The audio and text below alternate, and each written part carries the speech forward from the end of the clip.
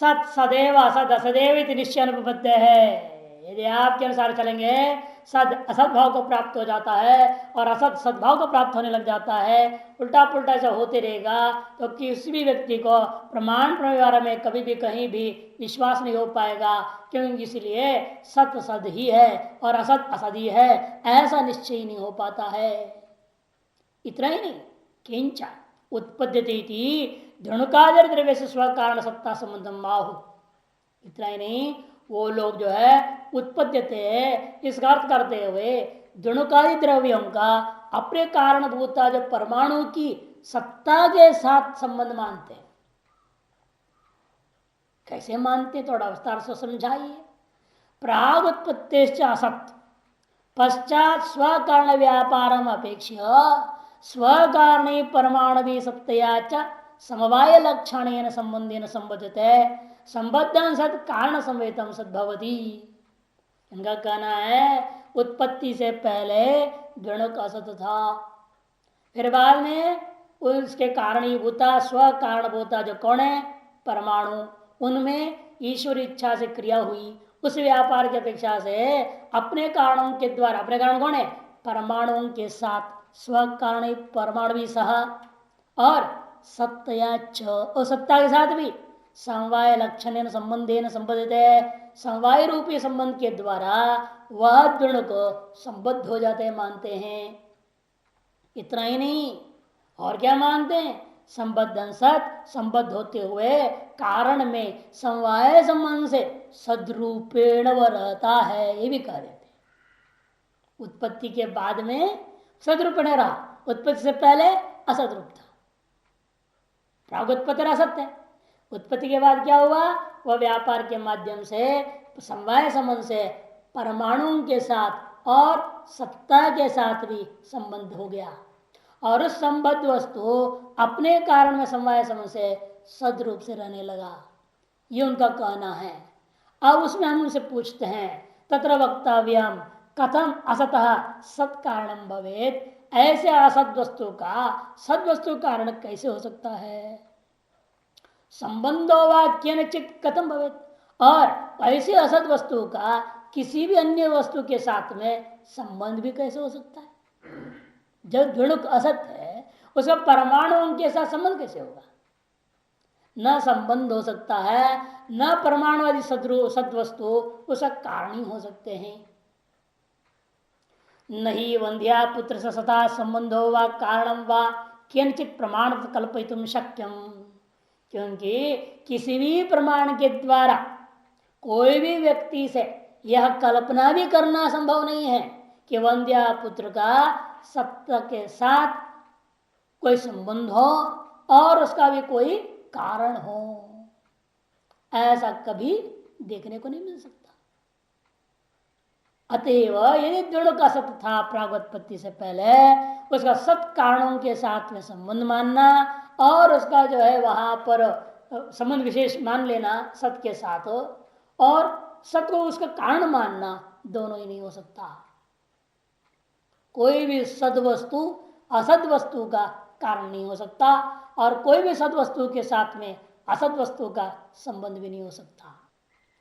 तब कोई एक देशी वैशेषिक नहीं बोल रहा है, वैशेषिक को पढ़ा लिखा कोई आदमी बोलने लगा, आधा वाधा पढ़ा ढंग से नहीं पढ़ा है ना, ऐसा व्यक्ति बोल रहा है। नो नैवं वैशेषिक अभाव संबंध कल्प्यते धृणुको आदि नाम द्रव्यानाम स्व कारण समवाय लक्षण संबंध सताम एवं उच्यते।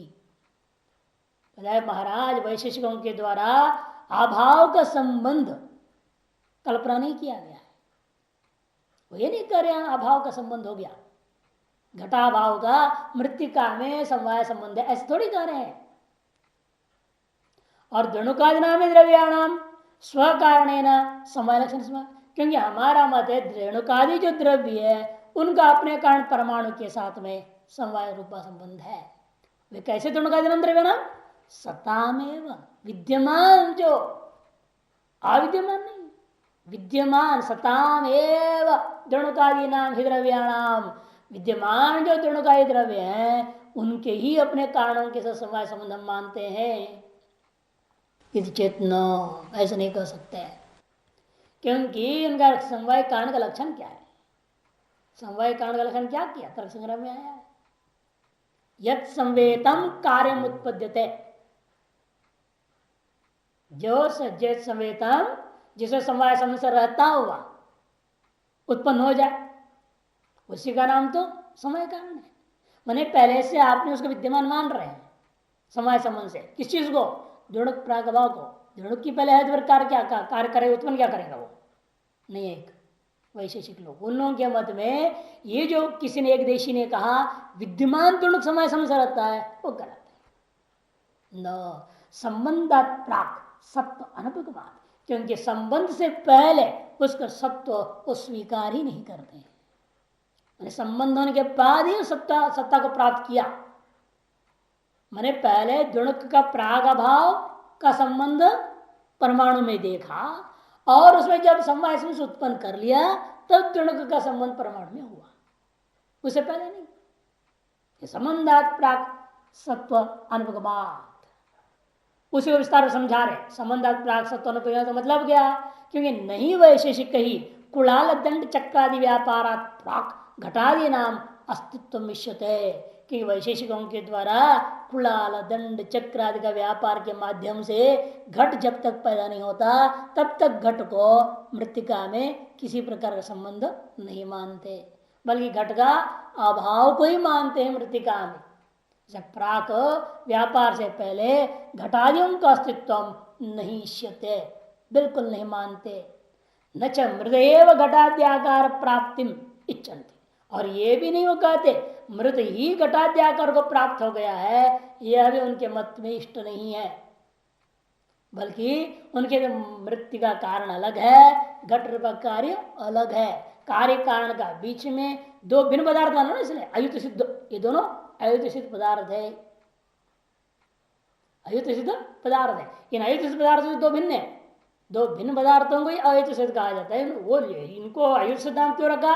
दो भिन्न होते भी एक दूसरे क्यों नहीं रहते। अतः मिट्टी में घड़ा समवाय समस्या रहता है, ऐसा उनका मान्यता है। इसे कहते हैं वो लोग तो मृत्तिका से घटादि आकार, मृत्तिका स्वयं मृद एव घटादि आकार प्राप्ति न इच्छन्ति। इसीलिए उनका सिद्धांत वास्तव में क्या है? तथा असत एव संबंध पारिशिष्यादिष्टो भवति, इसे मानना पड़ेगा। अविद्यमान का ही संबंध परिशेषता सिद्ध हो जाता है उनके मत में। उनके दृष्टि क्या है? अविद्यमान असत का ही संबंध परिशेष सिद्ध हुआ, इसलिए उनके मत में अभाव का ही मानना पड़ेगा। तब पूर्व पक्षी कहता है नो असतोपि समवाय लक्षण संबंध न विरुद्ध है, तो क्या फर्क पड़ता है? अब अभाव का भी अपने अधिष्ठान के साथ में, अधिकरण के साथ में समवाय रूपा संबंध मानने में कोई दोष नहीं, कोई विरोध नहीं है। कहते ऐसा मत कहो, फिर तो गड़बड़ होगा। फिर तो वंद्या पुत्र को भी कहीं भी हम मान लेंगे समवाय संबंध से, वंद्या पुत्र आदि नाम दर्शना, लेकिन हमने ऐसा कहीं देखा नहीं। जो असत पदार्थ है उनका अपना किसी कारण की कल्पना करके उसको समवाय संबंध से स्वीकार कर लेना यह अत्यंत विरुद्ध है। नहीं न विरुद्ध से मत बोलो, क्योंकि विरुद्ध है वो। क्यों? वंद्या पुत्र जो अत्यंत सत पदार्थ है वे समवाय संबंध से कहीं भी विद्यमान हो, ऐसा कहीं भी संबद्ध हो, ऐसा देखने को नहीं मिलता। तब पूर्व पक्षी कहता है आप बार बार वंद्या पुत्र को पकड़ के ले आते हो दृष्टांत में और हमारे बात खंडन कर दे। अरे यहाँ हम असत्य का अर्थ क्या बोल रहे हैं वो समझो थोड़ा। असत्य का अर्थ हमारे मत में वंद्या पुत्र खपुष्प श्रृंग इत्यादि के समान चीज नहीं है। असत माने प्रागभाव, प्रागभाव का मतलब असत्य, ये यहाँ शब्द से प्रयोग करना। फिर शेषण आदि क्या शब्द प्रयोग करोगे? कहते उसको हम अलीक शब्द बोलेंगे। अलीक, दो अलग शब्द प्रयोग करेगा, एक असत एक अलीक। असत माने प्रागभाव, वो खपुष्प आदि के समान नहीं लेना। खपुष्प शशविषाण है वंद्या पुत्र इत्यादि के समान नहीं है असत पदार्थ। वो असत का मतलब क्या? अभी उसे सत्ता जाति नहीं आई है, बस इतनी बात। ये अर्थ लेंगे सिंपल सामान्य अर्थ। न विद्यते सत्ता जातिर यस्मिन तत् असत, इतनी अर्थ नहीं। अभी सत्ता रूपी जाति उत्पन्न नहीं हुई उसमें, उसका नाम असत मने जिसे सत्ता रूपी जाति उत्पन्न हो गई, इसे घटासन व्यवहार हो गया। तो इसलिए कहते हैं लेकिन समस्या उनके साथ हो गया, ऐसा व्याख्या भले कर लेते हैं लेकिन बनेगा नहीं। घटाभाव सन भी तो होता है, घटा सन जैसे घटाभाव सन और घटाभाव अस्थि, घटो अस्थि जैसे घटाभाव अस्थि भी तो अभाव के साथ सत्य व्यवहार हो गया। असत सत कैसे हो गया दोनों एक साथ? क्या अभाव में फिर सत्ता जाति मानोगे? जैसे घटो अस्थि व्यवहार के पीछे घट में सत्ता जाति उत्पन्न हो गई, इसलिए वो सन व्यवहार हो गया, सत्य व्यवहार हो गया। फिर घटाभाव अस्थि शब्द प्रयोग कर रहे हो, इसलिए घटाभाव में भी अस्थि शब्द व्यवहार स्वभाव सत्ता माननी पड़ेगी, फिर अभाव में सत्ता जाति मान लेंगे आप। इसे उनका भले ही तर्क दे रहे हैं लेकिन वो उचित नहीं है। इसे घटा दे एवं प्राग भाव से स्वकारण संबंध भवती न वंद्य पुत्रादे है कि हमारे मत में का तात्पर्य असत का सत्य के साथ संबंध का मतलब है घटादि रेव प्राग भाव से, घटादि का जो प्राग भाव है उसी का अपने कारणभूत मृतिका का पड़ादि के साथ में संबंधो भवती, समय समय से संबंध मानते हैं। न वंद्य पुत्रादि, वंद्य पुत्रादि के समान हमारे असत शब्द का अर्थ नहीं लेना। अभाव से तुल्यत्वेपि विशेष अभाव से वक्तव्य, तब सिद्धांत कहता ये भी नहीं हो सकता है। क्यों? अभाव से तुल्यत्वेपि, क्योंकि अभाव तो अभाव है। वंद्या पुत्र में क्या चीज है? एक अभाव ही तो है, चीज का नहीं होना। उसी के लिए हम असत शब्द प्रयोग कर रहे हैं और आप असत अधिक भले दो शब्द भिन्न प्रयोग करना चाह रहे हैं, भले शब्द का भेद अब पैदा कर लो लेकिन अभाव तो अभाव है। चाहे घट प्रागभाव को वंद्या पुत्र भी क्या है? पुत्राभाव। पुत्राभाव को ही हम लोग वंद्या पुत्र कह देते हैं, बात एक ही हुई ना, अभाव तो अभाव है। अभाव से तुल्यत्वेपि इति विशेष अभाव से वक्तव्य, फिर विशेष जो अभाव का जो विशेष स्वरूप है वो आपको कहना पड़ जाएगा। एकस्य भाव द्वयोर अभाव सर्वस्य भाव प्राग भाव प्रध्वंसा भाव इतरेतर भाव अत्यंता भाव इति लक्षण तो न केनचित विशेषोत्तम शक्य। उसकी व्याख्या कर रहे हैं क्योंकि कोई भी व्यक्ति संसार में आपके द्वारा वर्णित जो अभाव है उन अभावों में अंतर नहीं दिखा सकता। जैसे यहां पर इस टेबल के ऊपर घटा भाव भी है पटा भाव भी है। अब जो घटा और पटा भाव में अंतर क्या दिखाओगे? टेबल में कोई दिखता है फर्क? आप कहेंगे इस टेबल पर घटा भाव है, ऐसे कहने पर यादृश अनुभूति होगी, और इसी टेबल पर पटाभाव कहने पर यादृश अनुभूति होगी, दोनों भेद दिखेगा? वो टेबल में कोई फर्क पड़ जाएगा क्या? आप उस घटाभाव देखेंगे तो टेबल खुश हो जाएगा, हंसते रहेगा, और पटाभाव देखेंगे तो दुखी हो जाएगा। ऐसा होता है कहीं? क्योंकि चाहे घटाभाव को चाहे पटाभाव को हो, एक से भाव या घटपटाव उभयाभाव कह दो, द्वयोर अभाव सर्वस्य भाव कह लो, और विशेष संज्ञा दे दो प्राग भाव प्रध्वंस भाव अन्योन्य भाव अत्यंता भाव। भले आप इस तरह से शब्दों को प्रयोग कर दीजिए, लक्षण तो लक्षण से केनचिदपि किसी भी व्यक्ति के द्वारा विशेष मैंने फर्क उनमें आपस में फर्क दर्शे तुम न शक्य, कोई दिखा नहीं सकता। तो शब्द जाल विचार रहे हैं, साधिर अनंत अनादि शांत त्रैकालिक संसर्गावच्छिन्न तादात्म्य संबंधावच्छिन्न, ये तो अपने कहा है। प्राग का अर्थ क्या है? अनादि शांत, मैंने काल को लेके उत्पत्ति पूर्व प्रागभावस्य, उत्पत्ति काल से पूर्व, उत्पत्ति काल के अनंतर है ना, अनंतरम प्रशंसा भाव है, और तीनों काल में अत्यंत भाव है, और तादात्म्य में काल से संबंध नहीं है। मैंने काल संबंधी तीन अभाव ले लिया, और वस्तु का देश संबंधी घट जहां पट नहीं है, जहां पटे वहां घट नहीं, घटा पट होना पटा घट होना, ये क्या है? वस्तु को लेकर। मैंने कई काल परिच्छेद को लेकर के अथवा वस्तु परिच्छेद को लेकर के जो आप अभाव का व्यवहार कर भेद व्यवहार करना चाह रहे हैं, वास्तव में काल और उस वस्तु की उपाधि को छोड़ करके क्या फर्क है? उपाधि में ही फर्क है, अभाव में कोई फर्क नहीं। प्राक काल, उत्तर काल, त्रिकाल और वस्तु रूपी उपाधि भेद ही वास्तव में अभाव में भेदक बन रहा है, अर्थात अभाव में कोई भेद नहीं है। इसलिए क्या, और भेद हमेशा क्या होता है? वस्तु का एक वस्तु से दूसरे वस्तु का भेद सिद्ध करना चाहेंगे तो लक्षण से ही होता है। लक्षण के बिना नहीं होगा। लक्षण प्रमाणाभ्याम वस्तु से न तो प्रतिज्ञा मात्रेण, सिद्धांत है ना सभी का। प्रतिज्ञा मात्र से है हम चार अभाव मान लेते हैं, एक का नाम ये है दूसरा का नाम वो है, कहने से नहीं होता। आप लक्षण बनाइए, लक्षण में क्या फर्क पड़ रहा है? काल रूपी अवच्छेद में फर्क हो रहा है ना केवल, और कुछ तो फर्क नहीं। इसलिए कहते हैं वस्तु का ही भेद करना है, केवल विशेषण का भेद होने से वस्तु का भेद नहीं होता। नहीं तो रूपी घट स्पर्शी घट में अंतर हो जाएगा। एक ही घड़ा है, आपने कहे रूपवान है, दूसरे का स्पर्शवान है, तो फर्क हो जाएगा क्या? घट में भेद हो जाएगा कि विशेषण भेद हो गया ना, अवच्छेद भेद हो गया। एक ने स्वरूप देगा, दूसरे ने स्पर्श देगा, तीसरे ने एको घट बोल दिया, संख्या देगा, तो कोई कुछ देखने मात्र से वस्तु भेद हो जाएगा क्या? नहीं होता।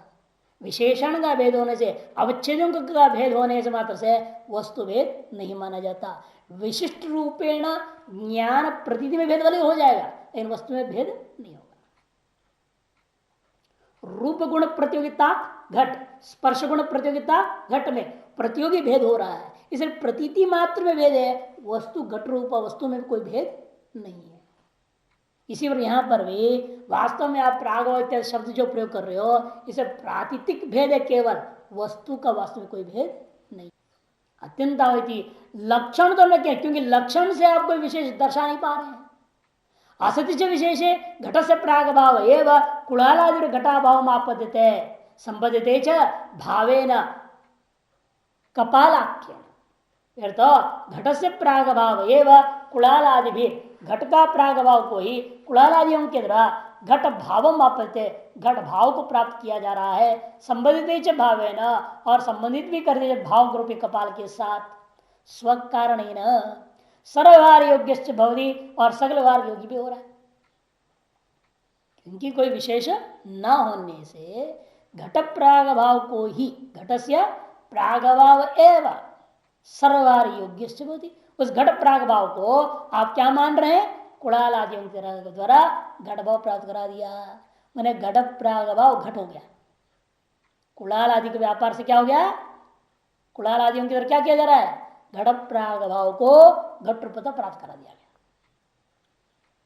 और उसी घट प्राग भाव को संबंधित भाव ने कपाल रूपी भाव जो कारण के साथ उस घट प्राग भाव को समय समय संबंधित भी कर रहा है, और सकल वार के योग्य भी घट प्राग भाव ही रहा। इसका मतलब न तो घट से ही वो प्रध्वंस भाव अभावत्व सत्य, लेकिन घट प्रध्वंस भाव को किसी प्रकार वार्ग योग्य मानते हैं आप? घट प्राग भाव से घट तो पैदा कर दिया, लेकिन घट प्रध्वंस भाव से कुछ पैदा हो सकता है? वहां कोई कुड़ाल आदि का व्यवहार हो सकता है? न कुड़ाल आदि का व्यवहार से कुछ उत्पत्ति मानते हैं प्रध्वंस भाव से। घट प्राग भाव से जैसे कुड़ाल आदि व्यापार घट उत्पत्ति नंबर 1, और घट प्राग भाव का कारणभूत कपाल रूपी भाव के साथ संबंध 2, और सर्वव्यवहार की योग्यता, ये 3 चीज आपने माना किसमें? घट प्राग भाव में। लेकिन घट प्रध्वंस भाव, घट अत्यंत भाव में इन 3 में से एक भी नहीं है। न वहां कुड़ाल का व्यापार होता है अत्यंत भाव में, न प्रध्वंस भाव में कोई व्यापार होता है। जहां घट अत्यंत भाव है वहां किसी प्रकार का व्यापार घट को पैदा कर देगा नहीं। फिर तो तिल जो आपका रेत में तिल का क्या है? तेल का अत्यंत भाव है, फिर वहां भी कोई व्यापार करके घानी जो है निकाल देगा क्या? नहीं निकाल सकता। अत्यंता भाव जहां है वहां व्यापार नहीं कर सकते, प्रध्वंस भाव जहां है वहां व्यापार नहीं किसी का। ठीक विरुद्ध हुआ ना। फिर प्राग भाव को तो व्यापारवान मान लिया, और इसमें कोई व्यापार नहीं करे, वह सर्वव्यवहार के योग्य है, किसी व्यवहार के योग्य नहीं है, और उसका कारण के साथ संबंध भी हो रहा है, और इसका किसी भी के साथ कोई संबंध ही नहीं हो रहा है। अभावत्व विशेष ये अंतर आप कैसा पैदा कर रहे हो? घट से प्रध्वंसा भाव अभावत्व सत्य पीति प्रध्वंसाद्य भावाना न क्वचित व्यवहार योग्यतम प्राग भाव से गणकाय द्रव्याख्य उत्पत्ति व्यवहारत्तम असमंजस अभावत्व विशेषात्। अत्यंत प्रध्वंस भावयोरिव। जब सब कुछ अभाव अभाव ही है, अभावत्व का अविशेष है, सामान्य है, कोई अंतर नहीं है, फिर ये अंतर आप जो व्यवस्था दे रहे हो, प्राग भाव में सब कुछ मान रहे हो, अन्य भाव में कुछ भी नहीं मानते हो, यह बिल्कुल ही असमंजस बात है। इसलिए आपके अभाव प्रकरण ही बिल्कुल कपोल कल्पित गलत विचार, बिल्कुल गड़बड़। इतना ही नहीं, ननु तब वो पूर्व कहता है नहीं वह अस्माभि प्रागभाव से भावापत्र उच्चते। अरे हमने कब कहा प्रागभाव को उसने भाव बना डाला, घट प्रागभाव को घट बना दिया, ऐसा हमने कब कहा? तब यही तो तरीका है फंसाने का। तब भाष्यकार पूछते हैं फिर क्या भाव को ही भाव बना दी कहना चाहते हो? भाव से वही तरी भावापत्तिर यथा, फिर तो घट से घटापत्ति, पट से वा पटापत्ति से। ये कहना हुआ घट को इसने घट बना दिया, पट को पट बना दिया, ये कहना चाहते हैं। ये तदपि अभाव से भावापत्ति देव प्रमाण विरुद्धम, यह भी अभाव को भाव प्राप्त करने के समान घट को ही घट बना दिया, भाव को भाव बना दिया, यह भी प्रमाण विरुद्ध है, यह भी हो नहीं सकता। पहले से घट को क्या घट बनाओगे, पट को क्या पट बनाओगे? इसे दोनों ही बात संभव नहीं है। इस प्रकार नैयायिक वैशेषिकत्व को खत्म कर देते हैं। सांख्यस्यापि यह परिणाम पक्ष सोपि अपूर्व धर्मोत्पत्ति विनाश अंगीकरणाद वैशेषिक पक्षात न विशेषते। इन सांख्यों के परिणामवाद लाओ, इसे आरंभवाद खंडन हो गया, लेकिन परिणामवाद मान लिया जाए, कहते परिणामवाद और आरंभवाद में क्या शब्द का भेद है, वास्तव में उनमें भी कोई फर्क नहीं पड़ता। कि यहां भी क्या हो रहा है परिणामवाद में, वहां आरंभवाद में दो अवयव जुड़ गए, एक अवयवी बना, वो तीन अवयवी जुड़ गए, फिर और अगला अवयवी बना, ये तो हो रहा है। दो परमाणु जड़ जुड़ हुआ, तीन जुड़ गए, त्रिसरणों बना, ऐसे चल रहा क्रम आपका। और इनका भी क्या है, अवयवों का ही परिणाम हो रहा है ना। परिणाम कहाँ होता है, अवयवों का ही। इसे वो भी अवयवों को लेकर के ही शुरू कर रहे हैं, आप भी अवयवों से ही शुरू कर रहे हैं। अवयवों को जुड़ने का नाम उनके आरंभ कर दिया, और अवयवों का विकार होने का नाम अपने परिणाम का दिया। जोड़ना भी तो विकार ही है, अभी क्रियाजन्य है। संयोग क्या होता है, क्रियाजन्य तो है। पूर्व पूर्व देश विभाग पूर्व उत्तर देश संबंध संयोग है, अभी क्रियाजन्य है। क्रिया उसको समय कारण का, इसलिए असमय कारण क्रिया, इसलिए असमय कारण है संयोग का। इसलिए जो संयोग को हो या विकार को, शब्द का केवल भेद है, वास्तव में दोनों में क्रियाजन्य तो समान है। एक विवर्त में है क्या कोई क्रियाजन्य, तो वहां कोई क्रिया नहीं। रज्जु में कोई क्रिया उत्पन्न हो, क्रिया से आपने सर्प को पैदा नहीं करता। विवर्तवाद में क्योंकि मिट्टी में घड़ा पैदा नहीं करते, मिट्टी ही है अभी भी, कि यादृश अर्थ क्रियाकारित्व मिट्टी के साथ थी, उसी मिट्टी का एक संस्थान विशेषण ने प्रदान कर दिया, उतने से जो अर्थ क्रिया कर तो बदलाव हुआ उसको हम संज्ञा मात्र का परिवर्तन करते हैं। इसलिए कहा हुआ भाषा में विकारो नामधेय। इसे कहते हैं आपके और इनके मध्य कोई फर्क नहीं है। परिणाम पक्षा सोपि अपूर्व धर्मोत्पत्ति, क्योंकि ये भी अपूर्व धर्मोत्पत्ति को ही माना और उसकी विनाश को भी स्वीकार कर लेते हैं। धर्मोत उत्पत्ति और विनाश जो मान लिया आपने किसी चीज की, वो बराबरी संज्ञा भले बदल लो, फर्क कुछ नहीं पड़ता। न विशेषते, इसे वैशेषिक पक्ष से इनका कोई खास फर्क नहीं है। और विस्तार कर दे, क्यों नहीं है? अभिव्यक्ति तुरभाव अंगीकरण अभिव्यक्ति तुरभाव और विद्यमानत्व निरूपण है पूर्वदेव प्रमाण विरुद्ध। कभी अभिव्यक्ति और तुरभाव हम स्वीकार करते हैं, हम उत्पत्ति और विनाश नहीं मानते। शब्द फर्क पड़ती है ना, उत्पत्ति विनाश नहीं मानते। अनिव्यक्त का अभिव्यक्ति हो गई और अभिव्यक्त का विलय होना, तिरभाव होना, शब्द को फर्क खेल रहा है सांख्य। तब सिद्धांति कहता है ऐसे भले ही बोल लो, लेकिन अभिव्यक्ति और तिरोभाव से हम आपसे पूछेंगे कि विद्यमान का अभिव्यक्ति हो रही है क्या अविद्यमान का अभिव्यक्ति? जैसे उससे पूछा विद्यमान सत का ही सदुत्पत्ति की असत का सदुत्पत्ति हो रहा है, विद्यमान घट उत्पन्न हुआ क्या अविद्यमान घट? ऐसे शास्त्रार्थ उसका खंडन किया था, वही प्रक्रिया भी अपनाएंगे। कह रहे हैं अभिव्यक्ति और तिरोभाव में भी विद्यमान की अभिव्यक्ति कर रहे हो, अविद्यमान की अभिव्यक्ति कर रहे हो, ऐसा प्रश्न डालने पर निरूपण है पूर्व देव पूर्व वैशिक मत में जैसे बताया गया था वैसे ही प्रमाण विरोध हो जाएगा। ये तेना इसलिए कारण से संस्थान उत्पत्त्यादि तदपि प्रत्युक्तम। इन्हीं युक्तियों के द्वारा जो लोग मानते हैं, परिणाम भी नहीं मानते और आरंभ नहीं, किंतु कारण का ही संस्थानम उत्पत्ति, कारण का ही एक विशिष्ट संस्थान प्रदान करना उत्पत्ति है, उत्पत्ति आदि। और संस्थान का विघटन कर देना तो विनाश है। लेकिन उसने भी उत्पत्ति विनाश तो मान ही लिया, विवर्तवाद जैसे नहीं ना, केवल प्रतीति मात्र नहीं है, वास्तविक उत्पत्ति वास्तविक मिट्टी का घटाकार संस्थान प्रदान जो किया कुलाल ने, उसको घटाकार वास्तविक की उत्पत्ति मानते हैं, और उस संस्थान विशेष का विघटन हो जाना वास्तविक विनाश मानते हैं घट का। यानी वेदांत विरुद्ध हो गया ना। वेदांत मिट्टी से घट का उत्पत्ति नहीं मानते, न घट का उत्पत्ति है न घट का नाश होता है। ये घट शब्द ही केवल हमारा वाणी के विलास है, वास्तव में कोई घट नाम का कार्य ही नहीं होता।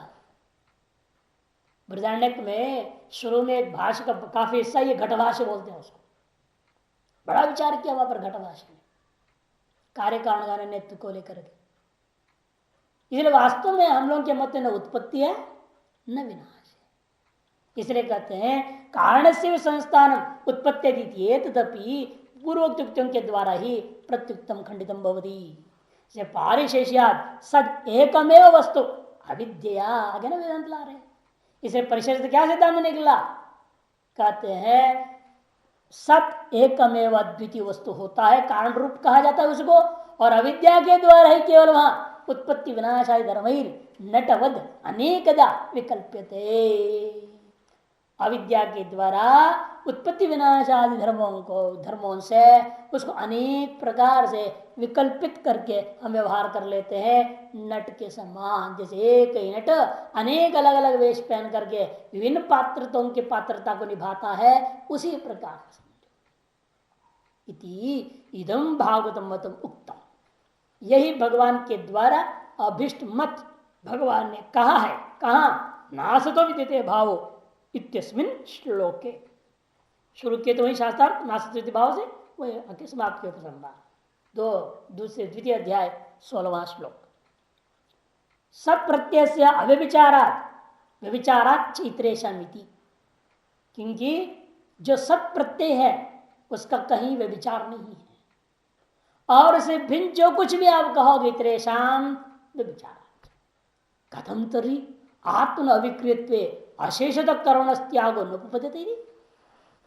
यदि ऐसा है आत्मा अविक्रिय है, फिर अशेषत कर्म त्याग नहीं हो सकता, ऐसे कैसे आप कहोगे? परस्पर विरुद्ध है। आत्मा तो अविक्रिय है, अविक्रिय होने से कोई क्रिया ही नहीं, कर्म ही नहीं। जब कर्म ही नहीं है तो कर्म त्याग नहीं होगी, क्यों करे? स्वतः ही कर्म त्यक्त है, वहां क्या करने की जरूरत ही क्या रह गया? जब क्रिया ही नहीं है तो कर्म नहीं। जब क्रिया कोई जहां नहीं होती है तो कोई कर्म नहीं हो रहा, जब कोई कर्म ही नहीं हो रहा वह कर्म त्याग का प्रश्न ही नहीं उठता। और ये कैसे कह रहे हैं कर्म त्याग नहीं हो सकता? ऐसे कैसे आपने कह दिया? कथम तर्हि आत्मन अविक्रियत्वे आशीषित कर्ण त्याग नोपपद्यते थी।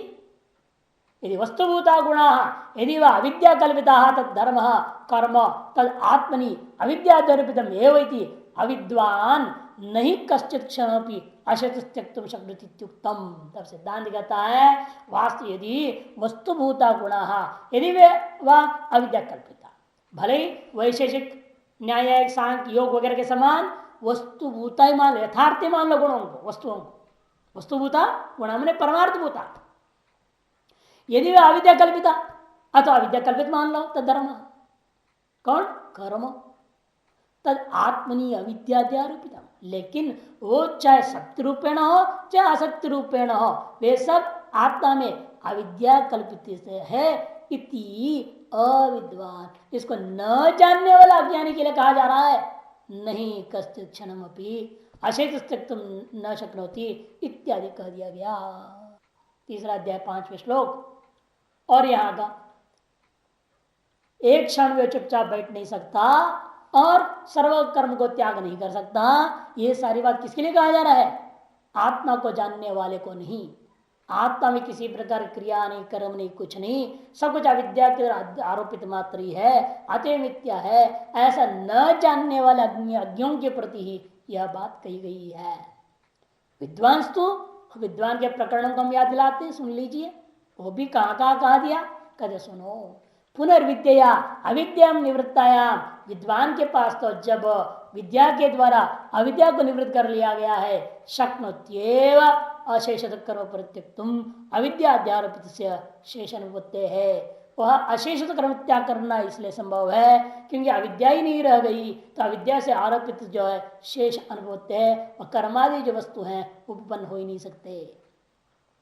नहीं तेमृग दृष्टि अध्यारोपित से द्विचंद्रादय है, तिमिर अपगम्य शेष अवतिष्ठते।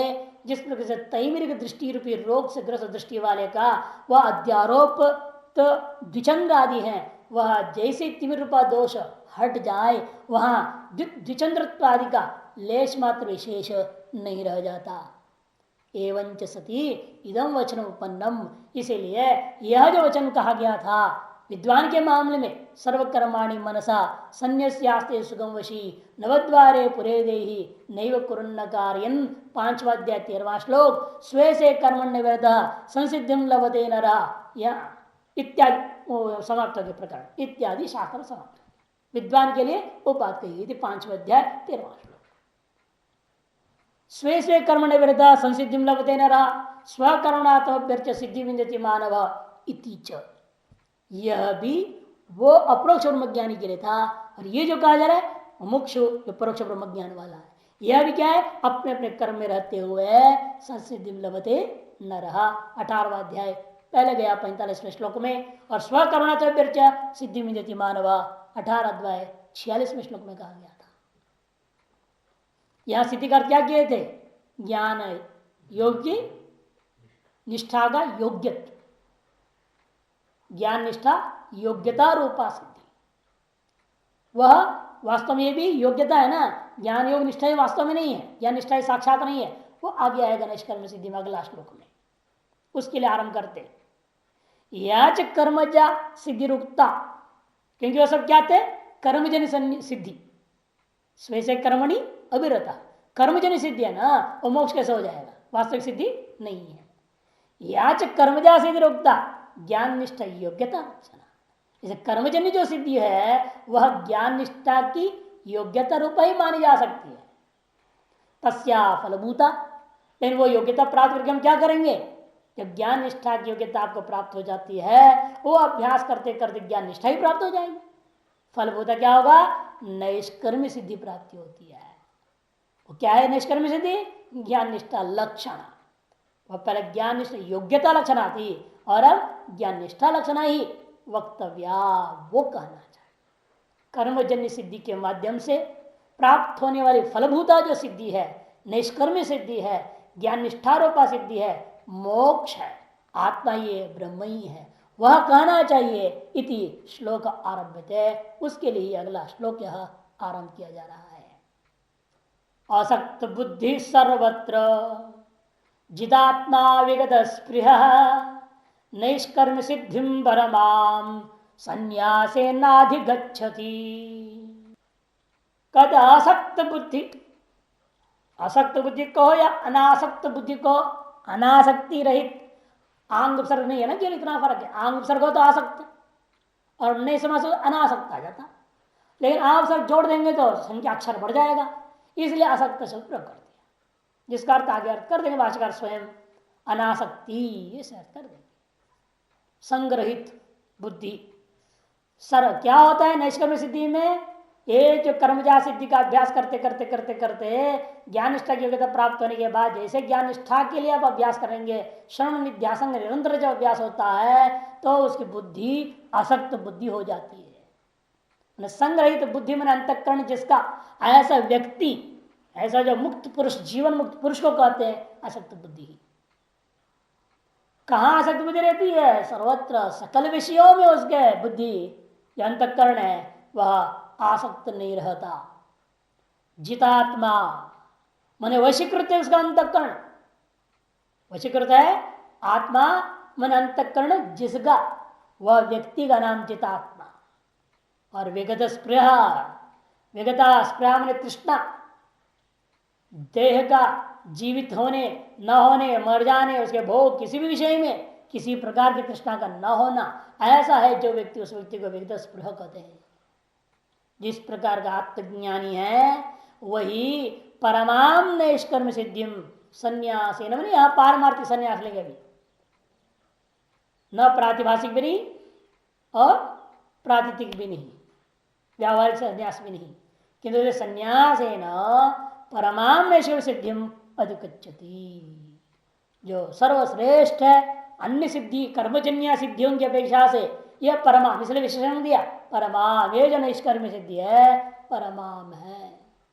ऐसा सिद्धि को वह संन्यास के द्वारा प्राप्त कर लेता है।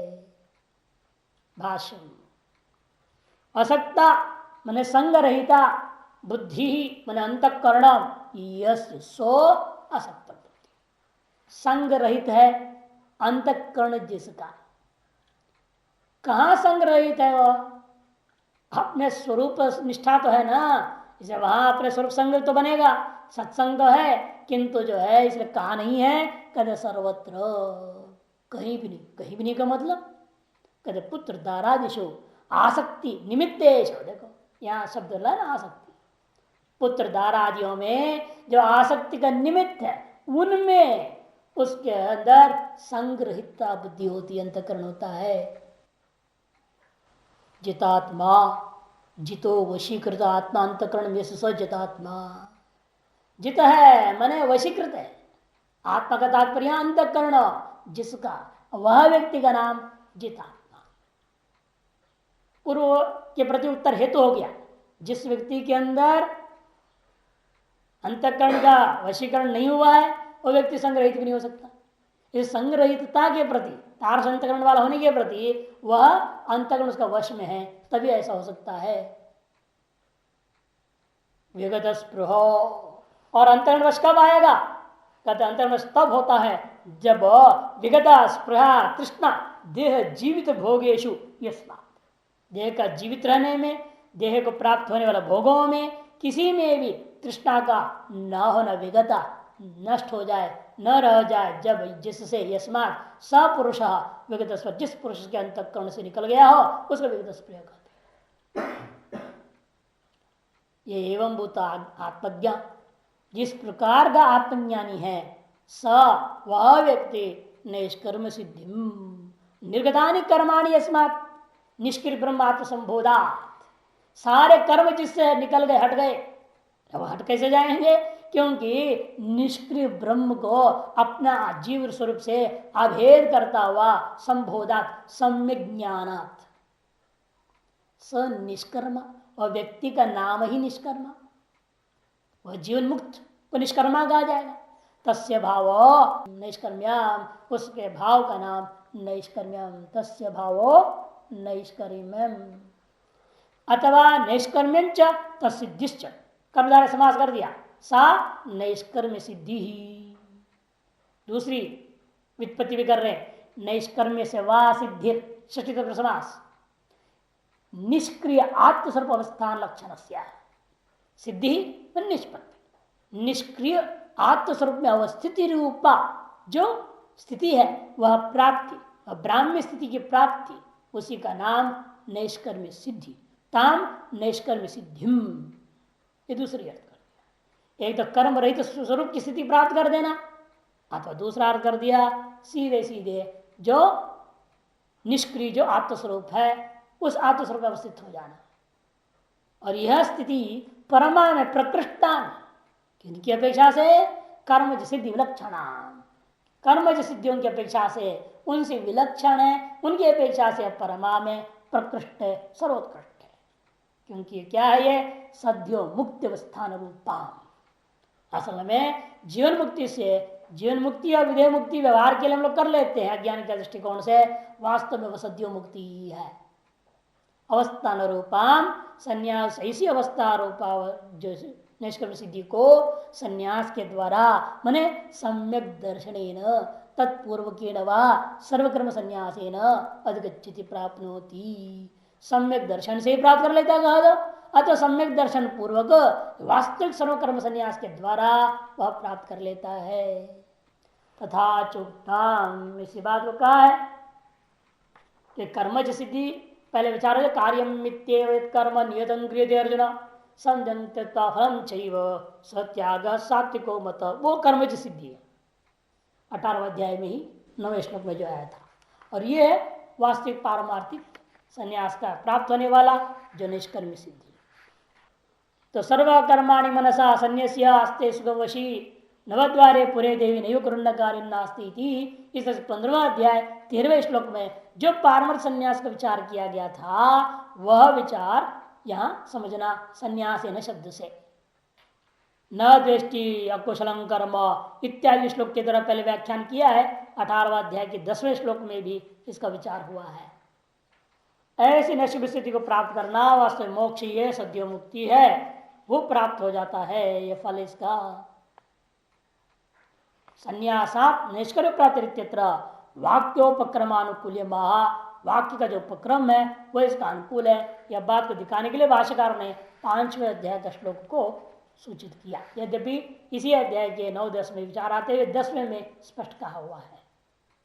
पूर्वोक्तेन स्वकर्मानुष्ठान ईश्वराभ्यर्थन रूपेण जनिताम प्रागुक्त लक्षणान सिद्धिं प्राप्त से उत्पन्नात्मविवेक ज्ञान से केवलात्म ज्ञान निष्ठारूपा निष्कर्म लक्षणानि येन क्रमेण भवति तद।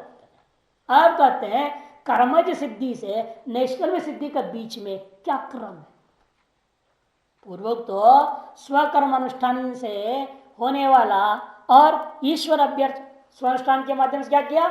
ईश्वर की पूजा कर दी, ईश्वरार्पण बुद्धि से ब्रह्मार्पण बुद्धि से कार्य किया, उससे उत्पन्न होने वाली प्रागोक्त जो कर्मजन्य सिद्धि और उसके वजह से प्राप्त सिद्धि प्राप्त उस पुरुष को उत्पन्न आत्मविज्ञान से, यदि उसने अपने आत्मविज्ञान उत्पन्न कर लिया, विवेक विज्ञान हो गया, उसका ज्ञान अभ्यास कर ली, क्योंकि कर्मज सिद्धि के अंदर ज्ञान निष्ठा की योग्यता प्राप्त हुई। योग्यता प्राप्त होने के बाद चुप बैठने से काम होगा नहीं। फिर समित पान गुरु में भी गच्छेत जाएगा, श्रवण करेगा, मनन करेगा, निध्यासन करेगा, तब उत्पन्न आत्मविज्ञान से तो केवल आत्मज्ञान निष्ठा रूपा जो निष्कर्म लक्षणा सिद्धि है वो जो प्राप्त होती है, ये न क्रमेण भवती, जिस क्रम से प्राप्त होगा तद वक्तव्यम, वह क्रम बताना चाहिए। इत्याह सिद्धिं प्राप्तो यथा ब्रह्म तथाप्नोति निबोध में समासे नैव कौन्तेय निष्ठा ज्ञान से या परा। कहते हैं सिद्धिं प्राप्त, जो स्वकर्म के द्वारा जो कर्मजा सिद्धि को प्राप्त हो गया, जिस व्यक्ति के द्वारा प्राप्त कर लिया गया है, काय इंद्रियों का ज्ञान निष्ठा की योग्यता होना, शरीर की इंद्रियों की सबका ज्ञान निष्ठा की योग्य हो जाना, केवल मन योग्य हो जाए तो चलेगा नहीं, शरीर योग्य हो तो सब कुछ उसके योग्य हो जाता है। इसलिए उपदेश शास्त्र में भगवान भाष्यकार कहते हैं जिस जन्म मुक्ति होना है तो वह उस जन्म के प्रारब्ध में ही स्थित निश्चय हो जाता है। ज्ञान और तद्वारा मोक्ष निश्चय पहले से ही है।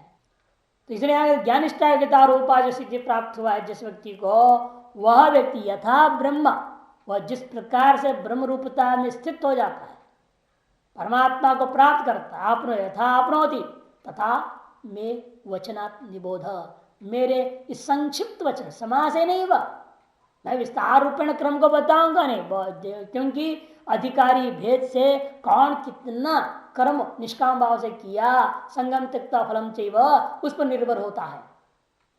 कितना किया और कितनी तीव्रता थी त्याग में, संग त्याग फल त्याग में तीव्रता के ऊपर निर्भर होता है कि वह क्यों कौन किस क्रम से चल पड़ता है। इसलिए अत्यंत संक्षिप्त क्रम बता रहा हूं, और अत्यंत मूढ़ और बहुत ढीला ढाला जिसका वैराग्य वगैरह हो, त्याग हो, उस व्यक्ति तामस त्याग है ना, बोले सात्विक त्याग, राजस त्याग, तामस त्याग, उधर निर्भर होगा, जैसा त्याग वैसा फल।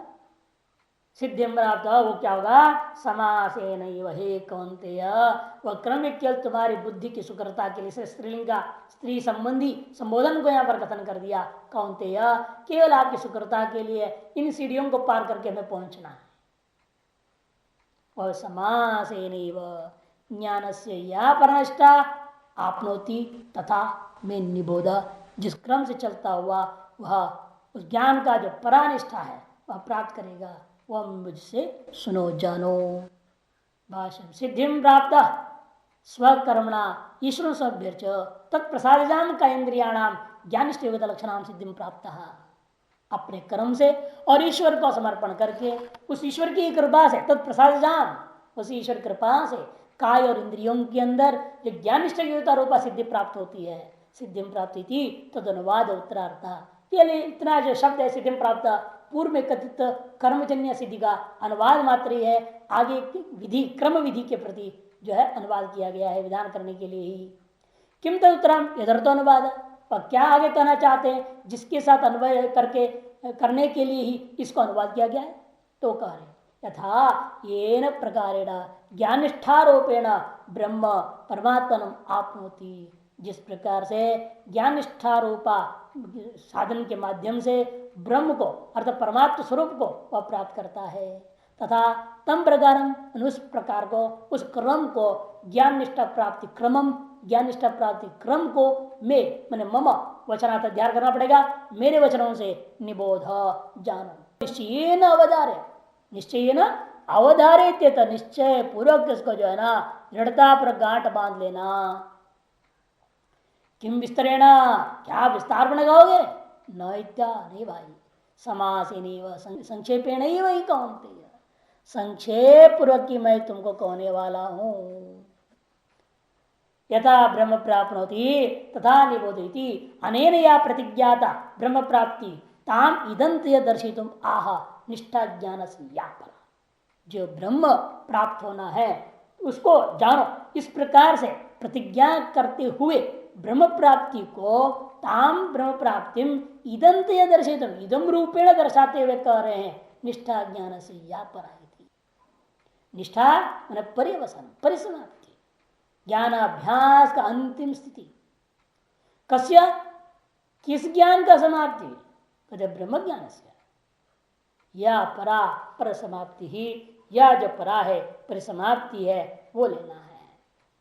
कीदृशी सा, और किस प्रकार की है, यादृशम आत्मज्ञानम, जिस प्रकार का आत्मज्ञान उसी प्रकार की समाप्ति भी।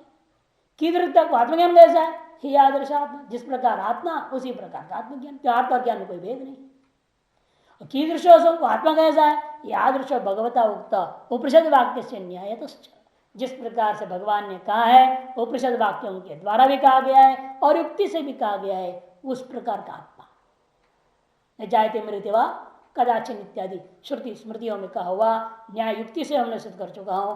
वो जिस प्रकार से वर्णन किया था आत्मा, वह आत्मा ही ज्ञान है, ज्ञान ही पराकाष्ठा है, पराकाष्ठा ही ब्रह्म है, वही मुक्ति है। अब शास्त्रार्थ थोड़ा चलेगा।